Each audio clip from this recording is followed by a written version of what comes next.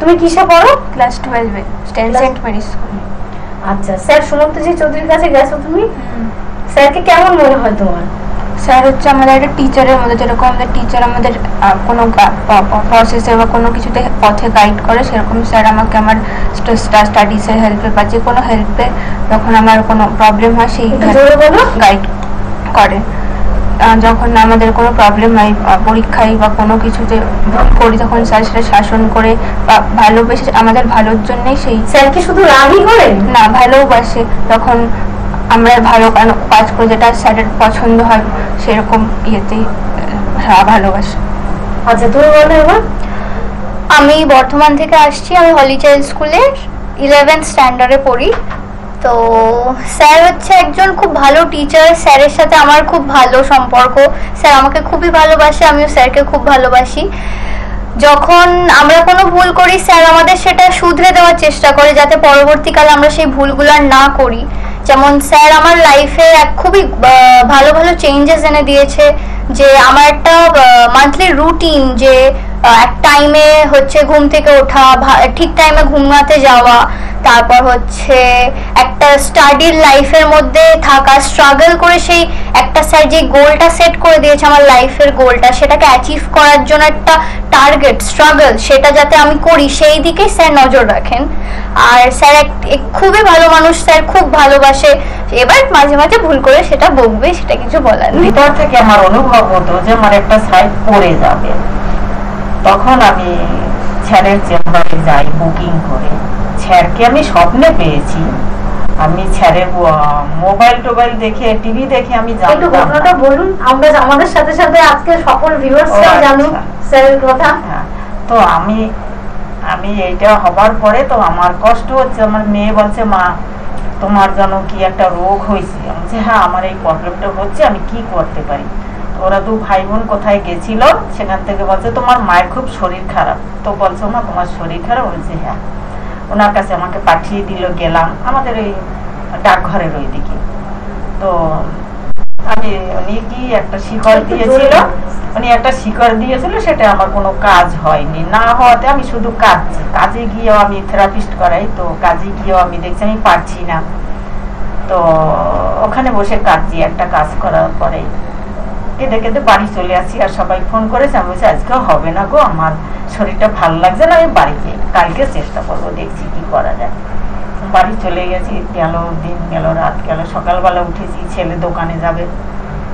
ছেলেকে বলছি যে তুই দোকানে চলে যা, চা করে দাও। বলছে না না, চা করতে হবে না, তুমি কাজ বাজ সেরে নাও, আমি দোকানে খেয়ে। ঠিক আছে, ও যাক, তারপরে না হয়তো আমাকে চেঁচামেচি করবে, তুমি এরকম চলছো কেন এরকম। স্যারকে আপনি মানে প্রথম যে টিভি প্রোগ্রাম বা মানে টিভি শো ইউটিউবে এইসবে কোথাও দেখেন না, তাহলে স্যারের সম্পর্কে জানলেন কিভাবে? ওই যে আমার ওই রকম হচ্ছে বলে আমি কাজ দিলাম ভগবানের কাছে, তাই আমি এরকম সকালবেলা উঠে ছেলে যাক, ভোরবেলায় আমি 8টার সময় একটু আবার উপর দিয়ে শুয়ে শুয়ে কাজ দিলাম। তখন মনে হয়েছে কে আমাকে ডেকে বলছে, কিরে উঠবি না, কাঁদছিস কেন, তোর তো একটা সাইড পড়ে যাবে। তখন আপনি চিনতেনই না স্যারকে? না, স্যারকে আমি চিনি না, আমি কোনো এইসব প্রোগ্রাম একটা মিরাকেল ঘটেছে আপনার সাথে। এটা পুরো অনেকবার আমার অনেক আগে থেকে এগুলো হয়, কিন্তু স্যারের ব্যাপারে আমি কিছুই জানি না। অথচ হয় এটা, হ্যাঁ আমাকে জানিয়ে দেয়, সংকেত দেয়, এটা করো ওইটা করো। তো আমি স্যারের ব্যাপারে কিছুই জানি না। তো আমি যখন বলছে তোর একটা সাইড পড়ে যাবে, এর কাছে যা, ছবিটা স্যারের দেখালো। তো আমি বলছি কে আছে? তখন বলছে তো শিব আছে। তখন আমাকে ছবি দেখাও, তখন স্যারের এই পাশ দিয়ে নিয়ে এখানে সাপটা আমাকে দেখালো। মানে আপনি স্বপ্নে দেখেছেন? শুয়ে আছি চোখ বন্ধ করে, 8টার সময়। তো আমি তখন বলছি তাহলে এই শিব আছে, নারায়ণ কোথায় আছে আমাকে বলো, আমি সেখানে যাব। তো তখন বলছি এই শিব এই নারায়ণ। তো বলছে এর কাছে চলে যাবি। কোথায় পাবো আমি? বলছি টিভি খোল। তো ওই দিন কাজে বেরিয়ে গেছি, বিকালবেলা এসে রাত্রবেলা টিভিটা খুললাম, খুলে দেখছি পাচ্ছি না। দেখেছি মানে চিনতে পারছি না, যে ছবিটা দেখিয়েছে সেই ছবিটা টিভির চ্যানেলে স্যারের নেই। তো না থাকাতে আমি স্যার ওইরকম কথা বলে, আমি বলি বাবা এত এখানে জ্যোতিষী রয়েছে, এই জ্যোতিষীরা কিভাবে কথা বলছে, আর স্যার বা কিভাবে কথা বলছে, কি জানি কি করে। এই দুনিয়ার লোকজন মোটেই তো ভালো না, একে কখন কি বলে ফেলে লোক, এইটা ভেবে আমি অন্য জায়গায় ঘুরিয়ে নিয়েছি, দেখি আরো কোথাও আছে নাকি, পেলাম না। পরের দিন আমাকে বলছে কি রে পাসনি, তোর মোবাইল খোল।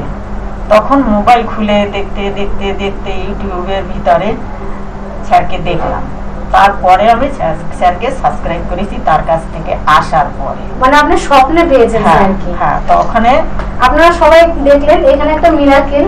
স্যারকে কিন্তু উনি জানতেনও না, চিনতেনও না, অথচ উনি স্যারের কাছে যোগাযোগ করে মানে করতে পেরেছেন স্বপ্নে পেয়ে, যাকে বলে একটা সত্যি মিরাকেল। একদম বাস্তব কথা। তারপরে আমি ওখানে স্যারের নাম্বার কোথায় পাবো, তখন গেলাম আবার টিভির চ্যানেলে গিয়ে ওই নাম দেখে তখন ওইভাবে আজকে আপনার হ্যাঁ 3 বছর আগে থেকে আপনি এখন কেমন আছেন? আমি এখন সুস্থ। স্যার হচ্ছে আমাদের ভালোর জন্য বলে, যাতে আমরা একটা ভালো সভ্য ভদ্র লাইফস্টাইলের মধ্যে দিয়ে যেতে পারি। মানে স্যার এইগুলো করেন যাতে আমরা একটা মানুষের মতন মানুষ তৈরি হতে পারি। কারণ স্যার চান যে আমরা আমাদের জীবনে একটা স্পষ্ট গোল সেটেল করে নিই, সেই গোলটা যাতে অ্যাচিভ করতে পারি, সেই কারণেই স্যার আমাদের পিছনে সবসময় লেগে থাকেন এবং স্যার আমাদের খুবই ভালোবাসেন। আমি শুনেছি তুমি আর স্যার কি করে, স্যারের রুল ভাঙলে কি হয়? স্যারের রুল ভাঙলে যেমন যদি সকালবেলা স্যারের রুল হচ্ছে সকাল 6টার আগে গুড মর্নিং পাঠাতে হবে। মাঝে মাঝে দেখা গেল মানে আমি সেদিন খুবই টায়ার্ড, 6টার আগে উঠতে পারিনি, স্যারকে গুড মর্নিং উইশ করতে পারিনি, তাহলে স্যার 6টা মানে ওটা 6টার থেকে 6টা 1 বাজলে তা হবে না, মানে ওটা মানে রুল ভেঙে ফেললে। এবার তার পানিশমেন্ট হচ্ছে একটা 100 রুপিজের নোট তোমাকে কুচি কুচি করে ছিঁড়ে সেটা ভিডিও করে স্যারকে পাঠাতে হবে।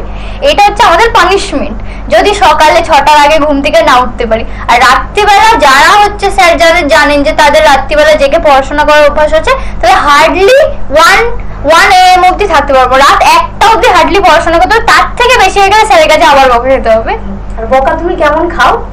আমি স্যারের কাছে ভালোই বকা খাই মাঝে মাঝে, কারণ আমার হচ্ছে রাত্রিবেলা আমার দেরি হয়ে যায়, কারণ আমার খুব হেকটিক শিডিউল হচ্ছে। আমার সারাদিনে বলতে গেলে পড়তে বসার টাইম আমার বিকেলে আর রাতে, আমার সকালে কোনো টাইমই নেই। সো রাতে পড়তে বসেই হচ্ছে আমার রাত প্রায় 1টা 1:30 2টো বেজে যায়। আর সেই জন্য মাঝে মাঝে স্যারের কাছে বকা খেতে হয়। স্যারকে বলি যে আমার এই কাজটা আজকে ছিল, স্যার তাই তখন বলে ঠিক আছে পরের দিন থেকে তাড়াতাড়ি শুয়ে পড়বি, এরকম। আচ্ছা তোমাদের বলছি, স্যার যে এত স্ট্রিক্ট, শুধু কি বকেন না, স্যার তোমাদেরকে অনেক ভালো ভালো কথা বলে, অনেক সময় মানে হাসি মজার চলে, স্যার মানে কত রকম মানে টাইম পাসও করে। এটা কি, এটা আমি শুনেছি, এটা কি সত্যি? হ্যাঁ স্যার সব রকমই আমাদের সাথে, মানে বাচ্চাদের মতন স্যার যেমন বড়দের মতন শাসন করে বড়দের সাথে, আবার বাচ্চাদের মতন বাচ্চাদের সাথে ফানি টাইমও পাস করে, এটা আমি শুনেছি। এটা কি কতটা সত্যি? পুরোটাই সত্যি। স্যার যখন যেরকম সেই হিসাবে আমাদের সাথে ব্যবহার করে, পড়াশোনার সময় যেমন খুব স্ট্রিক্ট হিসাবে আমাদের সাথে ডিল করে, যখন কোনো আমাদের ডেইলি রুটিন কি করছে সেটা স্যারকে পুরোটা পাঠাতে হয় উইকেন্ডের শেষে, যাতে কতটা পড়াশোনা করলাম বা কতটা আমাদের খামতি থাকলো, সেটা যদি খামতি থাকে স্যার সেটা তাহলে তো স্যার সেই হিসাবে আমাদের পানিশমেন্টও দেয়। আচ্ছা তুমি বলো।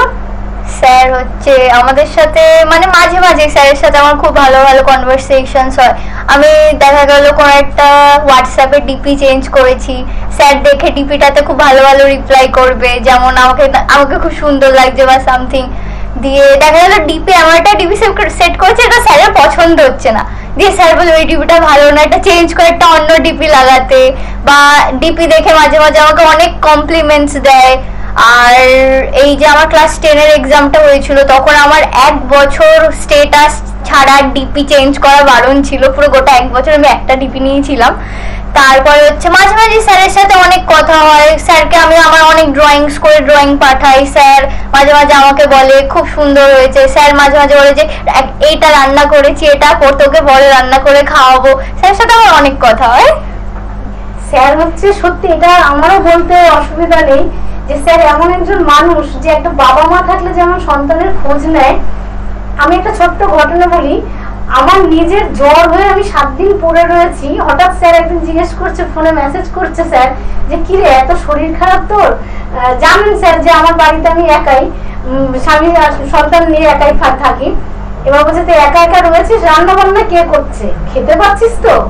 তাহলে আমি কি যাবো তোর জন্য রান্না করে দিয়ে আসবো? মানে এই যে কথাটা একজন মানে বাবা তার সন্তানের জন্য, আমি তখন বলছি যে স্যার আপনি আমার জন্য রান্না করবেন, সেই দিন যেন আমার না আসে।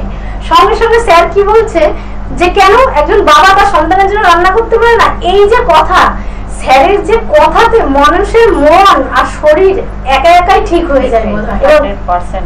এবার সেই জায়গাটা থেকে তোমরা এটা ফিল করো তো যে স্যার শুধু বকাবকি করেন না, স্যার কতটা ভালোবাসেন, এবং একজন মা বাবা যে সন্তানকে যতটা ভালোবাসেন স্যারও কিন্তু সেই চোখে সববার মানে সেইভাবেই কিন্তু তোমাদের জায়গাটা দেখিয়ে দেন, তাই তো? সেটাই। এই যে তুমি কোনো যদি রেজাল্ট খারাপ করো বা কোনো সময় কোনো যদি কোনো মার্কস কম আসলো কোনো কিছুতে, সেটার ব্যাপারে কি বলবে? যেমন কোনো কিছুতে মার্কস কম আসলে স্যার যেটা চেয়েছিল দেখা গেলো ওই আপ টু দ্য মার্ক আমার মার্কসটা হয়নি, স্যার বকে, পরে সেটা বুঝতে পারে যে কোনো একটা হয়তো কোনো কারণে সেটা হয়ে গেছে, স্যার চেষ্টা করে যাতে আমাদেরকে সেই পথে আবার এনে দেওয়ার, যে পরবর্তীকালে যেন সেই একই ভুল না হয়। আবার যদি মানে আমি যেই মার্কসটা কম পেয়েছি সেটা পরে গিয়ে যেন আরো ভালো করতে পারি, স্যার যতটা চেয়েছিল যে 95+ পার্সেন্টেজ মার্কস আসুক সেটা যাতে হয়, স্যার সেই চেষ্টাই করে আমাদের।